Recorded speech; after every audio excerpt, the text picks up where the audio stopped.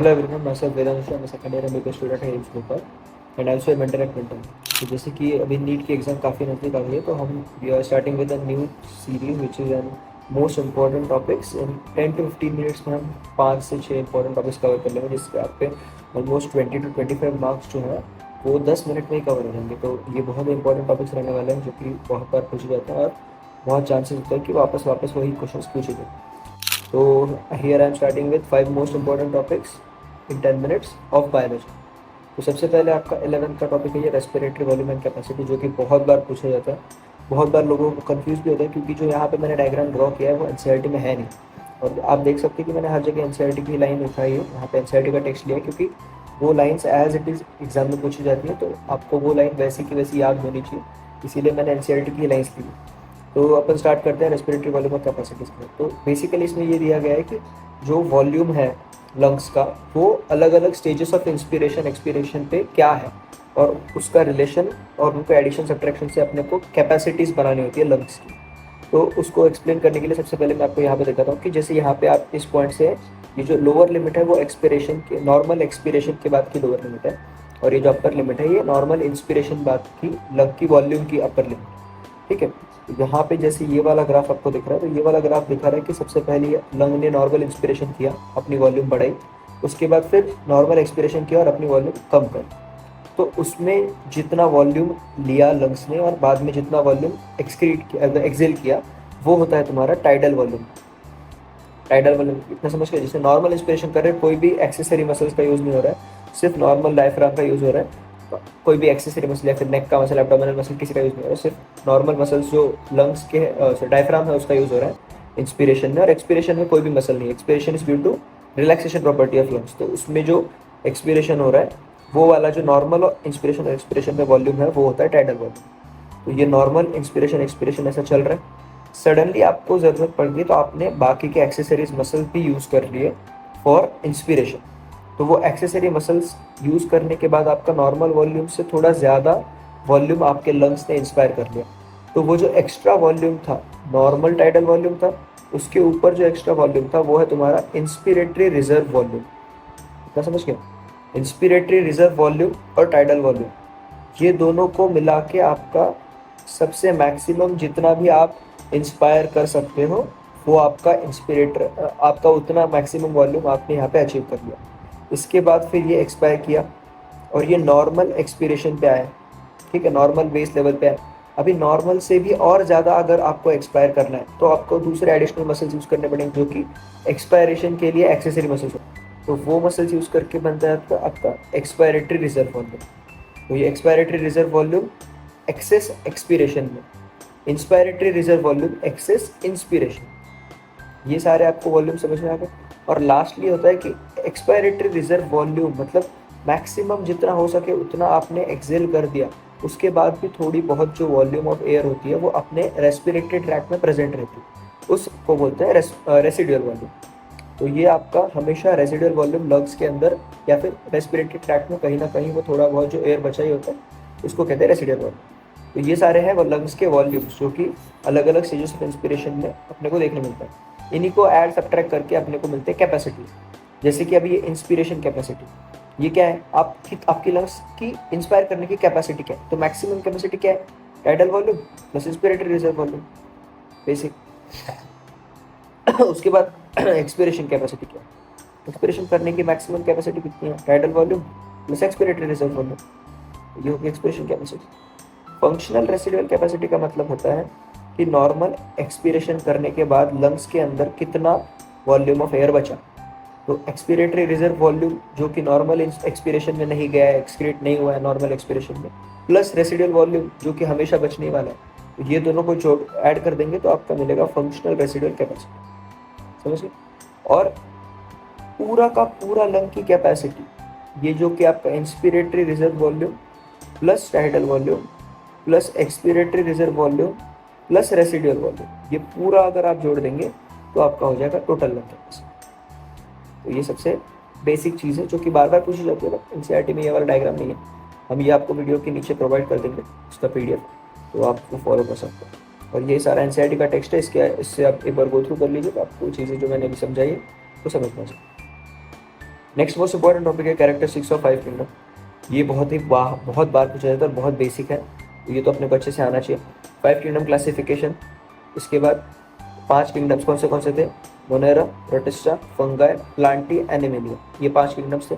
इसमें से मोनेरा को हटा देंगे तो ये सारे के सारे यूकैरियोटिक है और प्रोटिस्टा प्रोकैरियोटिक, तो ये अपने को याद रखना है। Next cell wall, cell wall किस किस में है, मोनेरा में सेल वॉल है, कुछ प्रोटिस्टास में सेल वॉल है, फंगाई में सेल वॉल है, प्लांट में सेल वॉल है, एनिमल में सेल वॉल नहीं है। तो ये सारी चीज़ें याद रखनी है। अभी सेल वॉल किस मटेरियल से बनी हुई है वो भी सब में अलग अलग है। जैसे कि इसके अंदर आपको अगर आपने पढ़ा होगा तो पेप्टिडोग्लाइकेन की सेल वॉल होती है।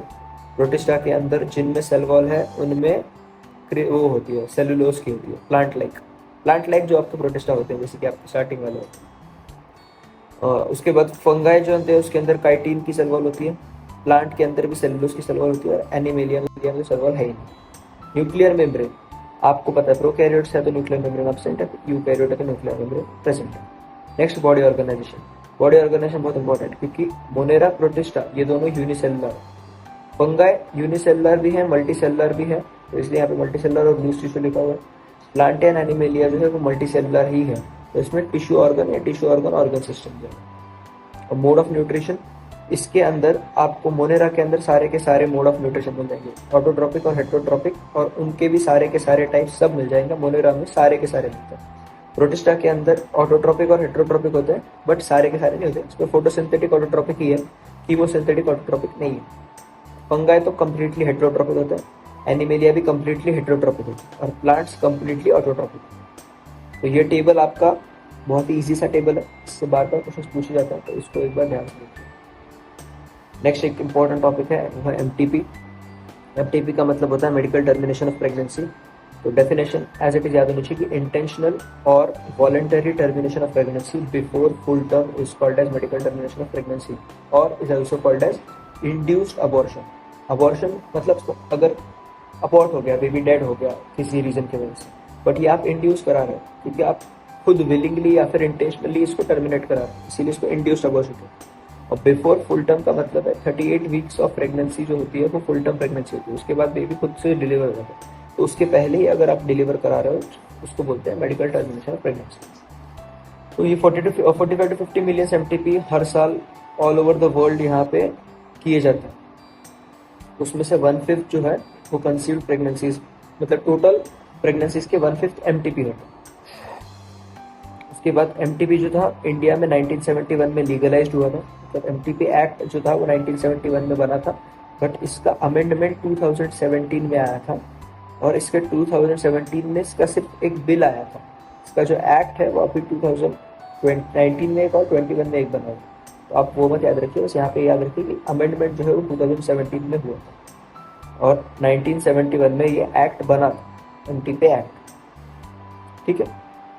उसके बाद इसमें ऐसा जितना कुछ इम्पोर्टेंट ये है कि MTPs are considered relatively safe during first trimester, second trimester are much more riskier and third trimester are उससे भी ज़्यादा रिस्कियर है। ये क्यों होता है, क्योंकि आप जितना ज़्यादा डिले करेंगे एमटीपी करने में उतना ज़्यादा रिस्क बढ़ेगा, क्योंकि बेबी उस तब टाइम डेवलप हो गया होगा उतने टाइम तक, तो आपको ज़्यादा रिस्क बढ़ेगा, तो वो एक चीज़ है। उसके बाद आपको ऐसे जिसमें इतना इंपॉर्टेंट नहीं है, बट ये इंपॉर्टेंट है कि कितने वीक्स तक कितने डॉक्टर्स की आपको प्रमोशन जरूरी है। जैसे कि अभी ये 2017 के जो अमेंडमेंट है उसकी वजह से जो उन्होंने रूल्स बदले हैं वो ये है कि 12 वीक्स के पहले अगर आप एमटीपी करा रहे हो तो 1 रजिस्टर्ड मेडिकल प्रैक्टिशनर का ओपिनियन है तो आप चल जाएगा। अगर 12 वीक्स से लेकर 24 वीक्स तक के बीच में करा रहे हो तो वहाँ पे आपको 2 रजिस्टर्ड मेडिकल प्रैक्टिशनर की ओपिनियन की ज़रूरत है, ठीक है। तो ये 2 चीज़ें जो है वो इम्पोर्टेंट, और बाकी तो नॉर्मल चीज़ें ही हैं, तो आप उसको फास्ट रीड कर सकते हो, इसी समझ। नेक्स्ट इंपॉर्टेंट टॉपिक है लाइफ साइकिल ऑफ मलेरिया। इस वाले डायग्राम से बहुत बार क्वेश्चन पूछा जाता है, तो लाइफ साइकिल ऑफ मलेरिया तो आपको आना ही चाहिए। उसके पहले थोड़ा इंट्रोडक्शन के, मलेरिया जो है बहुत गलत चीज़ें लिखते हैं, मलेरिया वायरस से होगा, बैक्टीरिया से होता है। मलेरिया एक प्रोटोजोअल डिसीज है। प्रोटोजोआ क्या होते हैं, राइट, प्रोटोजोआ तुम्हारे पैरासाइट्स होते हैं जो कि तुम्हारे प्रोटिस्टा, इसमें हाँ प्रोटिस्टा में बोल रहा हूँ आपको, हाँ यूनिसेलुलर प्रोटिस्टा में होता है, उसमें जो आपके स्पोरोजोआ आपने अगर पढ़ा होगा प्रोटिस्टा में, उसमें होता है प्रोटोजोआ, पैरासाइटिक प्रोटिस्टा। तो वो आपका मलेरिया कॉज कराता है प्रोटोजोआ, कौन सा, प्लाज्मोडियम। प्लाज्मोडियम ये जो प्रोटोजोआ है ये मलेरिया कराता है। इसके 4 स्पीशीज होते हैं, Plasmodium vivax, Plasmodium malaria, Plasmodium falciparum और एक प्लाज्मोडियम ओबेल करके। इसमें फैल्सीपैरम जो है वो सबसे डेंजरस होता है, फैल्सीपैरम इज मोस्ट सीरियस। तो उसके बाद अभी लाइफ साइकिल देखिए। अभी लाइफ साइकिल बहुत ईजी है, बहुत कंफ्यूज होते हैं बच्चे, बट मैं आपको इसीलिए समझाऊंगा। तो स्टार्ट करते हैं कि एक मच्छर है, फीमेल एनाफिलस मस्कीटो। तो ये आके आपको बाइट करेगी। पहले इसने एक इन्फेक्टेड पर्सन को बाइट करना पड़ेगा, तभी जाके उसके अंदर वो गैमेटोसाइट्स प्रेजेंट होंगे, और वो गैमेटोसाइट्स स्पोरोसाइट्स प्रेजेंट होंगे। तो मॉस्किटो जो है पहले आपको बाइट करेगा, जो कि मॉस्किटो होता है इन्फेक्टेड मॉस्किटो है, आके बाइट किया। आप हेल्दी इंडिविजुअल को इन्फेक्टेड मॉस्किटो ने आके बाइट किया, तो इसने क्या सिक्रेट कर दिया बॉडी में, स्पोरोजोइट्स। ये स्पोरोजोइट्स पहले लिवर पे जाएंगे, लिवर में जाके ये असेक्सुअल लाइफ साइकिल करेंगे, जिससे ये बहुत सारे मीरोजोइट्स रिलीज होंगे। ये मीरोजोइट्स फिर आरबीसीज पे अटैक करेंगे, और आरबीसीज के अंदर वो फिर से एक बार असेक्सुअल लाइफ साइकिल करके रप्चर कर जाएंगे। और जैसे ही आरबीसी रप्चर होगा, तो आरबीसी के साथ साथ अंदर का हीमोग्लोबिन भी रप्चर होगा, और वो हीमोग्लोबिन रप्चर होने के बाद हीमोजोइन प्रोड्यूस होगा, जिसके वजह से फीवर आता है। तो जो मलेरिया में फीवर एक साइकिल के बाद आता है, मतलब 3 दिन बाद 4 दिन बाद फीवर आता है। वो क्यों होता है, क्योंकि ये जो प्रोसेस है, ये लिवर से सेक्सुअल रिप्रोडक्शन, फिर आरबीसी से सेक्सुअल रिप्रोडक्शन, और फिर सीक्रेशन, इसको जो टाइम लगता है उतने टाइम बाद फीवर आता है। तो इसीलिए वो टाइम इंटरवल के बाद फीवर आता है, ठीक है। उसके बाद फिर ये जो बचे हुए कुछ मीरोसाइट्स है वो गैमेटोसाइट्स में कन्वर्ट होता है। गैमेटोसाइट्स फीमेल और मेल गैमेटोसाइट आपको पता है, माइक्रो गैमेटोसाइट, मैक्रो गैमेटोसाइट। फिर उसके बाद ये गैमेटोसाइट जो होता है वो मॉस्किटो इंजेक्ट करता है। पहले एक इन्फेक्टेड मॉस्किटो ने हेल्दी पर्सन को बाइट किया, फिर हेल्दी पर्सन के अंदर उसने स्पोरोजोइट रिलीज किया, और फिर स्पोरोजोइट ने ये सब किया, और स्पोरोजोइट गैमेटोसाइट में कन्वर्ट हुआ। अब एक दूसरा मॉस्किटो आ रहा है जो कि नॉन इन्फेक्टेड, उसने ये अभी यहाँ से गैमेटोसाइट्स उठाए। अब वो मॉस्किटो के बॉडी के अंदर ये गैमेटोसाइट्स डेवलप होंगे, और उसके बाद उसके सलाइवरी ग्लैंड्स में जाके ये स्पोरोजोइट्स स्टोर हो जाएंगे।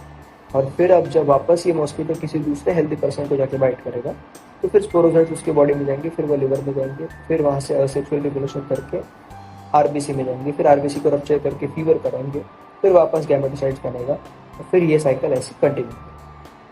तो आई होप आपको ये साइकिल समझ में आ गई होगी। एक बार आप रीड कर लेंगे तो आपको और अच्छे से समझ। और last but not the least, ये बहुत इंपॉर्टेंट टॉपिक है, स्पीशीज एरिया रिलेशनशिप। ये आपको इकोसिस्टम में आपका एक बहुत इंपॉर्टेंट टॉपिक है। इसमें कुछ चीज़ें जो है याद करने की, वो मैं आपको बता देता हूँ। वो ये है कि कौन से एरिया में, जैसे कि साउथ अमेरिकन जंगल्स में German naturalist and geographer Alexander von Humboldt, ये 3 चीज़ें इंपॉर्टेंट है। साउथ अमेरिका के जंगल में अलेक्जेंडर हम्बोल्ट ने, जो कि एक जर्मन नेचुरलिस्ट एंड जोग्राफर था, इसने ये एक्सप्लोर किया। उसने क्या एक्सप्लोर किया कि रीजन स्पीशीज रिचनेस, एक रीजन में स्पीशीज की जो रिचनेस है, वो एरिया जितना आप एक्सप्लोर करेंगे उतना वो बढ़ती जाती है। मतलब आपने इतना एरिया एक्सप्लोर किया, आपको एक्स नंबर ऑफ स्पीशीज मिले।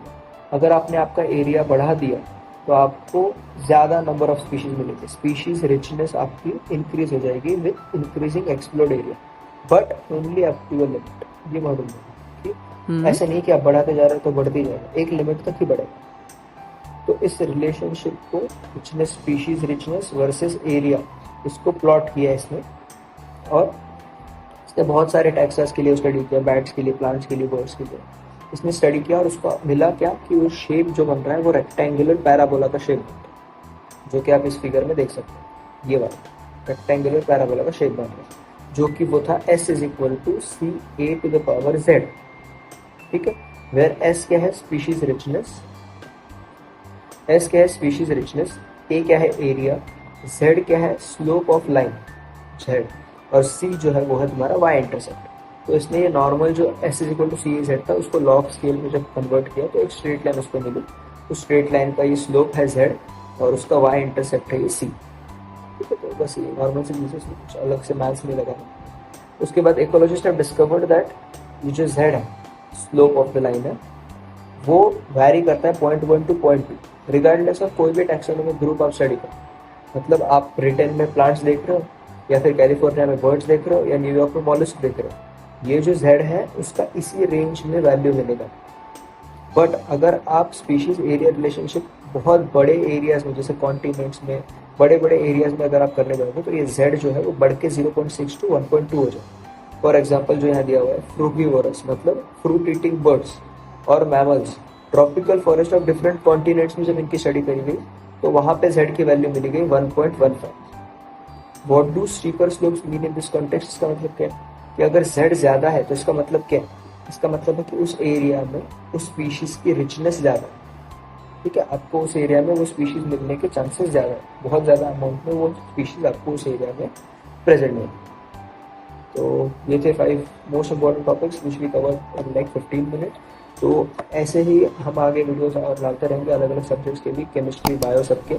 तो आई होप आपको ये सीरीज पसंद आई होगी। If you like it, like the video and subscribe the channel for such more information.